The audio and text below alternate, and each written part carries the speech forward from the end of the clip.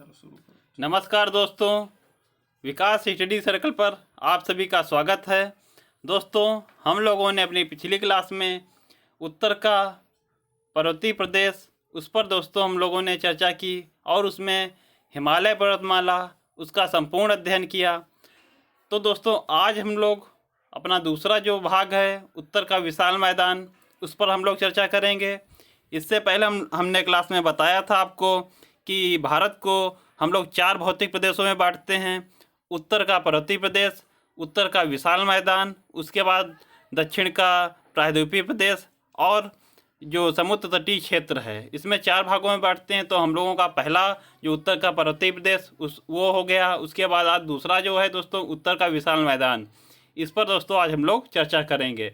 तो दोस्तों, आप लोग बहुत अच्छे तरीके से ध्यान लगाकर वीडियो देखें और इसको नोट भी करें और दोस्तों वीडियो को अंत तक ज़रूर देखें, चैनल को सब्सक्राइब भी करें। तो चलिए दोस्तों, देखते हैं हम लोग उत्तर का विशाल मैदान। तो दोस्तों, उत्तर के विशाल मैदान का निर्माण हिमालय क्षेत्र से नदियों द्वारा लाए गए अवसादों के निक्षेपण के परिणाम स्वरूप हुआ है। तो जो दोस्तों उत्तर का विशाल मैदान है, यह हिमालय क्षेत्र से जो नदियाँ आती हैं उनके द्वारा जो अवसाद लाए गए हैं उनके परिणाम से ही इसका निर्माण हुआ है। यह मैदान पश्चिम में पंजाब राज्य से लेकर पूर्व में असम राज्य तक हिमालय पर्वत श्रेणियों के समानांतर विस्तृत है। इसके अलावा दोस्तों, यह क्षेत्र दक्षिण के पठारी एवं प्रायद्वीपीय क्षेत्र के उत्तर में स्थित है। और दोस्तों, जो उत्तर का विशाल मैदान है इसको मुख्यतः 4 भागों में विभाजित किया जाता है। पहला हमारा भाबर क्षेत्र, दूसरा तराई क्षेत्र, तीसरा खादर क्षेत्र और बांगर क्षेत्र। तो दोस्तों, मैंने आपको पिछले वीडियो में बताया था जो हमारी यूरेशियन प्लेट और इंडियन प्लेट ये दोनों जब टकराई, इसके परिणाम स्वरूप ही हमारा हिमालय पर्वत इसका निर्माण हुआ था। तो दोस्तों, जो जब ये दोनों प्लेटें आपस में टकराई तो इसमें आपको बताया था जो इंडियन प्लेट थी वह हमारी भारी प्लेट थी, उसको वह दोस्तों जब यूरेशियन प्लेट से टकराई तब जो यूरेशियन प्लेट थी उसी में वलय के परिणाम स्वरूप हमारा हिमालय पर्वत निर्मित हुआ और जो हमारी इंडियन प्लेट थी यह नीचे धंसती हुई चली गई। तो दोस्तों, यह जो इंडियन प्लेट हमारी थी इसमें ही जब यह हिमालय पर्वत ऊपर की ओर उठा तो इसके आपके दक्षिण में इंडियन प्लेट पर कुछ ढाल उत्पन्न हुई, जिससे दोस्तों कुछ जो वैज्ञानिक हैं उनके अनुसार, भूगर्भ शास्त्रियों के अनुसार, जो ये ढाल हमारी उत्पन्न हुई इसकी गहराई आप 10,000 मीटर मान सकते हैं। और इस कुछ जो भूगर्भ शास्त्री हैं या इससे ज़्यादा भी मानते हैं, कुछ 11,000 12,000 मीटर तक मानते हैं, लेकिन आप एवरेज इसको 10,000 मीटर तक मान सकते हैं। तो दोस्तों, जब ये आपका एक प्लेट आप ऐसे मानिए जैसे हमारी ये प्लेट थी आपकी यूरेशियन प्लेट और ये हमारी इंडियन प्लेट, तो इस पर दोस्तों ये जैसे हमारा पर्वत हिमालय हुआ, उसके बाद ये प्लेट जब यहाँ पर ढाल दोस्तों बनी, ये आपको आप मान लीजिए ढाल हुई 10,000 मीटर की। तो दोस्तों, जब हिमालय पर्वत से जो नदियाँ इधर दक्षिण की ओर आई हमारे भारत में, ये दोस्तों पर्वतों से मिट्टी, कंकड़, पत्थर ये लेकर आती रहीं और धीरे धीरे ये जो ढाल बनी हुई थी इसको इन नदियों के द्वारा जो अवसाद लाए गए इनसे धीरे धीरे कई हजार वर्षों में ये इसे पाट दिया गया, इसको बराबर कर दिया गया, समतल कर दिया गया। तो दोस्तों, इसी के परिणाम स्वरूप जब ये बराबर हो गया, इसी से हमारा उत्तर का विशाल मैदान यह निर्मित हुआ। और इसकी दोस्तों जो एवरेज इसका क्षेत्रफल है वह दोस्तों आपको बता दूं कि लगभग 5 लाख वर्ग किलोमीटर माना जाता है। 5 लाख वर्ग किलोमीटर का क्षेत्रफल माना जाता है जो उत्तर का विशाल मैदान है। सारी दोस्तों 5 नहीं, ये आपके 7 लाख वर्ग किलोमीटर होगा। जो उत्तर का विशाल मैदान है इसका क्षेत्रफल लगभग वही 7 लाख वर्ग किलोमीटर होगा। और इससे पूरा आपको बताया था जो हमारा हिमालय रीजन पड़ता है उत्तर से दक्षिण या पूर्व से पश्चिम की ओर, इसका जो क्षेत्रफल है वह लगभग वही 5 लाख वर्ग किलोमीटर होगा। तो दोस्तों, इसका जो उत्तर का विशाल मैदान आपको बताया कि इधर से आप पश्चिम की ओर लें तो पंजाब राज्य, और पूर्व की ओर लेंगे तो असम राज्य तक ये फैला हुआ है। और इसके बीच जो दोस्तों इसका क्षेत्रफल है वह 7 लाख वर्ग किलोमीटर स्थित है। तो यहाँ तक दोस्तों मैं समझता हूँ कि आपको अच्छे तरीके से समझ में आया होगा। तो दोस्तों जो आपको बताया, जैसे मान लीजिए ये हिमालय पर्वत हमारा, उसके बाद दोस्तों इससे जो नदियाँ निकली यहीं पर दोस्तों इसके हिमालय पर्वत के समानांतर पूर्व से पश्चिम, ये दोस्तों हमारा उत्तर का विशाल मैदान हो गया। इसमें दोस्तों इधर आप पश्चिम में दोस्तों यहाँ पर आपका हो जाएगा पंजाब से आप मान सकते हैं, पंजाब से लेकर और पूर्व में असम तक, इसका जो विस्तार है पंजाब से लेकर असम तक है। और दोस्तों अगर नदियों के हिसाब से आप बात करें तो जो पश्चिम में आप यहाँ पर सिंधु नदी से लेकर और पूर्व में आपको पता होगा सबसे पूर्व में हमारे भारत की नदी जो ब्रह्मपुत्र है, आप पूर्व में ब्रह्मपुत्र तक इसको मान सकते हैं। इधर से अगर क्षेत्र के हिसाब से बात करें तो पश्चिम में पंजाब से लेकर पूर्वोत्तर में हमारे असम तक इसका क्षेत्र होगा। और नदियों के हिसाब से बात करें तो सिंधु से लेकर ब्रह्मपुत्र तक इसका क्षेत्र होगा। इसकी दोस्तों अब लंबाई लगभग वही 3200 किलोमीटर होगी, 3200 किलोमीटर इसकी लंबाई होगी। और इसकी अगर चौड़ाई की बात दोस्तों की जाए तो इसकी चौड़ाई लगभग वही एवरेज अगर माने तो 200 किलोमीटर, और अदरवाइज आपको कहीं कहीं 150 से लेकर 300 किलोमीटर तक मिल जाएगी। तो आप लोग अगर एवरेज इसकी 200 किलोमीटर इसका जो चौड़ाई इसकी मान सकते हैं, और लंबाई 3200 किलोमीटर मान लीजिए इसकी। तो दोस्तों आपको ऊपर मैंने इसके बारे में से भी बताया और नीचे अच्छे से समझा भी दिया। इसलिए दोस्तों जो उत्तर का मैदान हमारा है, विशाल मैदान, इसको दोस्तों आप लोग गंगा ब्रह्मपुत्र का मैदान भी बोल सकते हैं। गंगा ब्रह्मपुत्र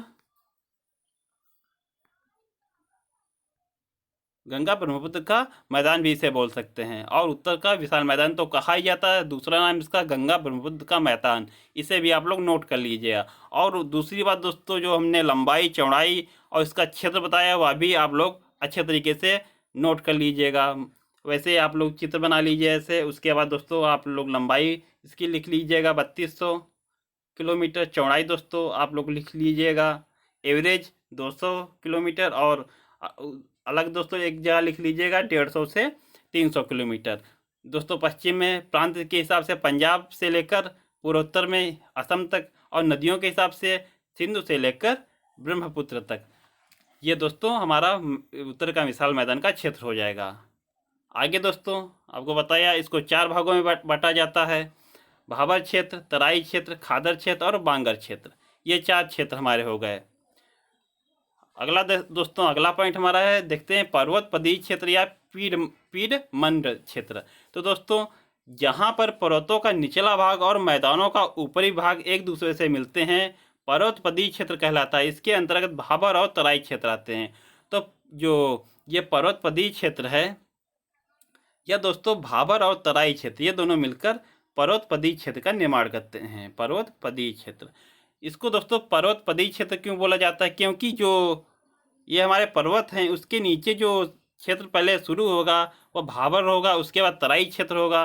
तो दोस्तों आप देख रहे हैं कि पर्वतों के नीचे स्थित है और इसीलिए इसको पर्वत पदीय क्षेत्र भी बोला जाता है। भाबर और तराई क्षेत्र दोनों को संयुक्त करके पर्वत पदीय क्षेत्र बोला जाता है। उसके बाद दोस्तों भाबर क्षेत्र आता है। तो दोस्तों इससे पहले हम लोग आपको चित्र से आपको अच्छी तरीके से पहले समझा दें, उसके बाद इसको देखते हैं। ये देखिए दोस्तों, ये देखिए दोस्तों, ये हमारा उत्तर में जो हिमालय पर्वत है यह हिमालय पर्वत है। तो दोस्तों इससे जो कई नदियां हमारे हिमालय पर्वत से निकलती हैं। तो दोस्तों जैसे ये नदी निकल रही हैं, यहाँ आप लोग और नदी निकाल दीजिए, नदी निकल रही हैं हमारी। उसके बाद दोस्तों आप लोग देखिएगा हिमालय पर्वत के बाद हमारा जो सबसे पहले क्षेत्र पड़ेगा वो पड़ेगा भाबर क्षेत्र। भाबर क्षेत्र, इसमें दोस्तों जब हिमालय से नदियाँ निकलती हैं तो वो अपने साथ वो, क्योंकि हिमालय पर्वत से जब नदियाँ निकलती हैं तो वो दोस्तों अपने साथ अवसाद के रूप में बड़े बड़े कंकड़ पत्थर ये लेकर आती हैं, क्योंकि हिमालय पर्वत आप जानते हैं कि ऊंचाई बहुत ज़्यादा होती है। वहाँ से जब नदियाँ निकलती हैं तो ढाल अधिक होने के कारण बहुत तेज़ी से इनका प्रवाह होता है। तो उसके साथ दोस्तों ये बड़े पत्थर और छोटे पत्थर सब मिट्टी ये सब चीज़ें लेकर आती हैं। तो दोस्तों जो बड़े पत्थर होते हैं इनके साथ वह आपके सबसे गिरिपाद में हिमालय के वो वहीं रुक जाते हैं। तो सबसे पहले जो बड़े पत्थर होंगे वह पास ही में रुक जाएंगे, और जो छोटे पत्थर हैं वो दोस्तों पानी के साथ आगे की ओर बहते चले आते हैं। तो सबसे पहले आपके बड़े पत्थर वो रुक जाएंगे, उसके बाद दोस्तों जो छोटे पत्थर होंगे वो आप रुक जाएंगे। उसके बाद दोस्तों नदी आपकी यही यही जो पत्थर वाले क्षेत्र हैं, बड़े पत्थर और छोटे पत्थर, ये इसी को आप लोग भावर क्षेत्र बोलेंगे। तो भावर क्षेत्र में नदियाँ आकर हमारी विलुप्त हो जाती हैं, क्योंकि बड़े पत्थर हैं इनमें आकर नदियाँ रुक गई। तो ऊपर से नदियाँ आती हैं दोस्तों, तो ये सीधे एक धार में तो आती नहीं हैं, ये छोटी छोटी धारों में बटकर आती हैं ऊपर से। तो यही जो भावर क्षेत्र है आपका, इसी में नदियाँ रुक गई। उसके बाद दोस्तों यही नदी कई छोटी छोटी धारों में बाहर तराई क्षेत्र में निकलती हैं। तो जो तराई क्षेत्र में निकली दोस्तों नदियाँ, उसके ऊपर जो बड़े कंकड़ थे और छोटे कंकड़ वो तो रुक गए। उसके बाद जब नदी अपने साथ जो मटमैला पानी लेकर आती है उसमें अवसाद होते हैं, वह आपके तराई क्षेत्र में रुक जाते हैं। तो दोस्तों जब नदी नीचे निकल कर आई वो भावर क्षेत्र के बाद आपका तराई क्षेत्र पड़ेगा। तराई क्षेत्र से होकर ये नदियाँ पूरे भारत में फैलती हैं और उसके बाद दोस्तों आगे की ओर प्रवाहित होती जाती हैं। तो दोस्तों तराई क्षेत्र के बाद ये आप लोग देखिए नदी निकली हैं ये। तो नदी निकलने के बाद जो नदी के आसपास का क्षेत्र होगा, जो ढालू होगा दोस्तों, वहाँ पर नदी प्रत्येक वर्ष जब बरसात आती है तो वह अपने साथ बहुत सारी मिट्टी लेकर आती हैं। तो जो ढालू क्षेत्र होगा उसमें हर साल बरसात के दौरान उसमें दोस्तों बाढ़ भी आती है। तो जो बाढ़ क्षेत्र होता है जिसमें प्रत्येक वर्ष नई बरसात की मिट्टी आती है, तो उसको आप लोग बोलेंगे खादर क्षेत्र। और दोस्तों जो जहाँ पर ये बरसात का पानी नदियों के द्वारा जो लाया गया या नहीं पहुँच पाता है उसे आप बांगर क्षेत्र बोलेंगे। तो दोस्तों जो खादर क्षेत्र है इसमें प्रत्येक वर्ष नदियों द्वारा नई मिट्टी लाकर इकट्ठा की जाती है, तो इसे नवीन मृदा भी बोलेंगे। और जो बांगर क्षेत्र है इसमें जो नदियों द्वारा पानी लाया गया वो यहाँ तक नहीं पहुँच पाता है, तो इसे बांगर क्षेत्र या इसे पुरानी मृदा बोला जाता है, क्योंकि यहाँ पर बरसात द्वारा जो पानी आया है नदियों द्वारा वो यहाँ तक नहीं पहुँच पाता है। तो दोस्तों आशा करता हूँ जो चित्र मैंने आपको समझाया या आपको अच्छी तरीके से समझ में आ गया होगा। इसमें दोस्तों आपकी अगर परीक्षा की दृष्टि से पूछें तो इसमें आपसे ये चीज़ पूछ ली जाएगी, इनका क्षेत्र पूछ लेगा आपसे कि सबसे पहले कौन सा क्षेत्र पड़ेगा, भावर क्षेत्र, उसके बाद तराई क्षेत्र। ये चीज़ आप लोग ध्यान रखिएगा। आपसे ये पूछ लेगा कि हिमालय से निकलने वाली नदियाँ कहाँ पर आकर विलुप्त हो जाती हैं, तो आपको बताना होगा कि भावर क्षेत्र में वो नदियाँ आकर विलुप्त हो जाती हैं। उसके बाद तराई क्षेत्र में ये नदियाँ जो हैं पुनः दिखाई देती हैं। उसके अलावा दोस्तों यहाँ से प्रश्न बनता है, आपसे पूछेगा कि नवीन मृदा या जो नदियों के द्वारा लाई गई मृदा है इसे क्या बोला जाता है। तो आपसे यही प्रश्न बनेगा कि नवीन मृदा जो है इसे क्या बोला जाता है। तो आप लोग ध्यान रखिएगा, नवीन मृदा को खादर क्षेत्र या नवीन मृदा द्वारा निर्मित क्षेत्र को क्या बोला जाता है। तो नवीन मृदा द्वारा निर्मित क्षेत्र को खादर क्षेत्र बोला जाता है। और दोस्तों दूसरा बनेगा प्रश्न, पुरानी मृदा द्वारा निर्मित क्षेत्र, यहाँ बरसात के द्वारा नदियों द्वारा लाई गई मिट्टी नहीं पहुँच पाती है, वो कौन सा क्षेत्र है। तो दोस्तों वह क्षेत्र हमारा पड़ेगा बांगर क्षेत्र। ये प्रश्न दोस्तों यहाँ से बनते हैं। आशा करता हूँ आपको बहुत अच्छे तरीके से समझ में आया होगा। दोस्तों आप लोग वीडियो को लाइक करें, शेयर करें और चैनल को ज़रूर से ज़रूर सब्सक्राइब कीजिएगा। तो दोस्तों अब हम लोग अच्छे तरीके से समझ चुके हैं कौन सा क्षेत्र तराई है, भावर क्षेत्र क्या है, बांगर क्षेत्र क्या है, खादर क्षेत्र क्या है। तो दोस्तों अब हम लोग देखते हैं भावर क्षेत्र, वह पर्वतपदी क्षेत्र जहाँ पर्वतीय क्षेत्रों से निकलने वाली नदियाँ बड़े व छोटे शैलखंडों के बीच विलुप्त हो जाती हैं। बड़े व छोटे शैलखंडों के बीच विलुप्त हो जाती हैं। इसे ही भाबर क्षेत्र कहते हैं। आपको चित्र में समझाया कि नदियाँ ऊपर से निकली, सबसे पहले कौन सा क्षेत्र पड़ेगा? भाबर क्षेत्र। इसमें दोस्तों बड़े व छोटे शैलखंड हैं, इसी में दोस्तों नदियाँ विलुप्त हो जाती हैं। यह क्षेत्र दोस्तों 5 से 16 किलोमीटर चौड़ा है। इसका जो दोस्तों चौड़ाई है इस क्षेत्र की, भाबर क्षेत्र की, इसकी चौड़ाई कितनी है? 5 से 16 किलोमीटर। और यह क्षेत्र किसके योग्य नहीं है, क्योंकि यहाँ पर बड़े व छोटे शैलखंड विद्यमान हैं। इसके अंतर्गत दोस्तों उत्तराखंड व हिमाचल प्रदेश के उत्तरी क्षेत्र आते हैं। तो दोस्तों यहाँ पर खेती जो है वो आप लोग नहीं कर सकते, क्योंकि यहाँ पर जो नदियों द्वारा लाए गए शैलखंड हैं, इसमें दोस्तों आप लोग खेती नहीं कर सकते हैं। इसमें दोस्तों क्षेत्र कौन सा पड़ता है? उत्तरांचल या उत्तराखंड व हिमाचल प्रदेश के उत्तरी क्षेत्र। आगे दोस्तों देखते हैं हम लोग तराई क्षेत्र। जो तराई क्षेत्र है वह पर्वतपदी क्षेत्र, जहाँ पर भाबर क्षेत्र में लुप्त हुई नदियों के धाराएं पुनः उत्पन्न होती हैं, वह दोस्तों तराई क्षेत्र कहलाता है। तो दोस्तों जब भाबर क्षेत्र में जो नदियाँ विलुप्त हुई, वह जब तराई क्षेत्र में निकलती हैं, वह दूसरी बार वहाँ दिखाई देती हैं, तो उसे तराई क्षेत्र आप बोलेंगे। इसकी चौड़ाई दोस्तों लगभग 16 से 35 किलोमीटर होती है। चौड़ाई 16 से 35 किलोमीटर, और यह क्षेत्र कृषि योग्य होता है। और इसमें भी दोस्तों आप लोग ध्यान रखिएगा कि खेती इसमें कौन सी आपकी होगी। इसमें दोस्तों धान व गन्ना की खेती अधिक की जाती है, क्योंकि जब जो हमारी अधिक पानी की, जिन फसलों में आपको पानी की अधिक आवश्यकता होगी, वही फसलें यहाँ पर अधिक मात्रा में होती हैं। इसमें दोस्तों धान, गन्ना, अन्य अनेक फसलें आ जाएंगी इसके अंतर्गत। और इसमें दोस्तों जो क्षेत्र पड़ेगा वह आप लोग देखिएगा, उत्तर प्रदेश, बिहार, उत्तराखंड का कुछ क्षेत्र इसके अंतर्गत आता है। आगे बढ़ते हैं दोस्तों। खादर क्षेत्र, उत्तर के विशाल मैदान का वह भाग जहाँ बाढ़ का पानी आसानी से पहुँच जाता है, खादर क्षेत्र कहलाता है। तो यहाँ बरसात का पानी, बरसात का पानी जो है उसमें दोस्तों बाढ़ का पानी जहाँ पर आसानी से पहुँच जाता है, उसे आप लोग खादर क्षेत्र बोलेंगे। यह क्षेत्र अत्यधिक उपजाऊ होता है, क्योंकि यहाँ पर जीवाश्म एवं नमी की पर्याप्तता रहती है। दोस्तों जो खादर क्षेत्र है, यह दोस्तों यहाँ नदियों द्वारा जो बाढ़ का पानी प्रत्येक वर्ष आता है, इसमें दोस्तों आपके बहुत से खनिज हैं, कोई भी लवण इत्यादि जो हैं पानी द्वारा बहकर इन मिट्टियों में हर साल मिलते रहते हैं, जिससे दोस्तों यह क्षेत्र बहुत उपजाऊ हो जाता है। और यही दोस्तों जो आपका बांगड़ क्षेत्र है, इसमें इसी की कमी पाई जाती है। तो इसके आगे हम लोगों का बांगड़ क्षेत्र है। बांगड़ क्षेत्र, तो दोस्तों यहाँ पर बाढ़ का पानी नहीं पहुँच पाता है, अतः यह उपजाऊ नहीं है।